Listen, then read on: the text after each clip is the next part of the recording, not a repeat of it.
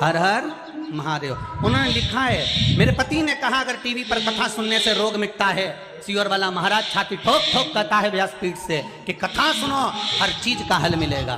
तो उन्होंने कहा मैं कथा सुनता हूँ, अगर मेरे दमे की बीमारी और खांसी ठीक हो जाती है तो मान जाऊंगा। इसमें लिखा है एक कथा सुनने के बाद जो आपने पीपल के पत्ते वाला उपाय बताया था वो करा और खांसी और दमा दोनों ठीक हो गया। पत्र में लिखा है उन्होंने, ये पत्र।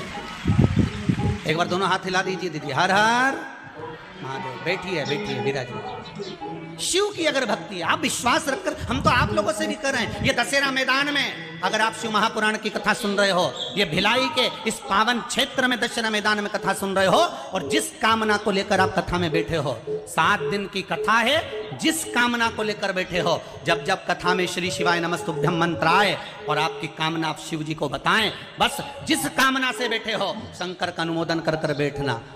मेरे भोलेनाथ सती मैया के साथ कुंभज ऋषि की यहाँ कथा सुनने गए थे, और कुंभज बाबा के यहाँ भगवान शंकर के मन में आ गया था कि मुझे राम का दर्शन करना है, तो वापिस जाते समय राम का दर्शन मिला। सती मैया के मन में आ गया था कि मेरे शादी के बाद मेरे पति मुझे कथा सुनाने लाए, इससे तो ये शरीर जलकर भस्म हो जाए तो अच्छा, और वो सती मैया का शरीर उन्हीं के पिता के यहाँ जलकर भस्म हुआ था।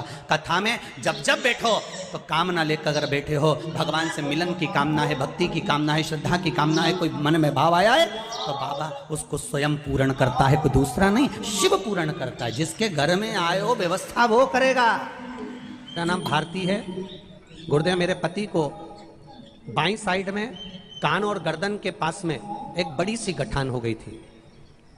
गठान की जांच करवाने के लिए लेकर गए, 3 से 4 हॉस्पिटल में जांच कराई और उस गठान का सैंपल निकाल कर भेजा गया तो उसमें कैंसर की गठान बताई गई। गुरुदेव बड़े घबरा गए, करा क्या जाए। एक हॉस्पिटल के सामने से ही महिला ने कहा कि टीवी पर कथा आती है, उसको देखो और उसमें शंकर भगवान का गुणगान किया जाता है, आप उसको सुनो।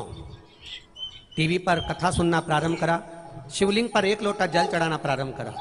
डॉक्टर ने कहा था यह गठान का जल्दी से ऑपरेशन कराना पड़ेगा क्योंकि यह कैंसर की गठान है। गुरुदेव 1 लोटे जल की महत्वता क्या होती है दुनिया में कोई नहीं जान सकता।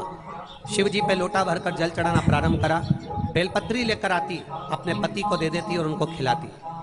गुरुदेव गले में बड़ी गठान होने के कारण बेलपत्री अंदर उतर नहीं पाती थी, तो वही बेलपत्री उनकी जेब में रख देती थी दिन भर के लिए। दूसरे दिन रात्रि को वो बेलपत्री निकाल कर विसर्जन कर देती, फिर चढ़ाकर बेलपत्री लाकर जेब में रख देती, क्योंकि गले में गठान बड़ी सी थी, कुछ भी खाने में निकल नहीं पा रहे थे। केवल जल शिव जी पर चढ़ा हुआ देना प्रारंभ करा।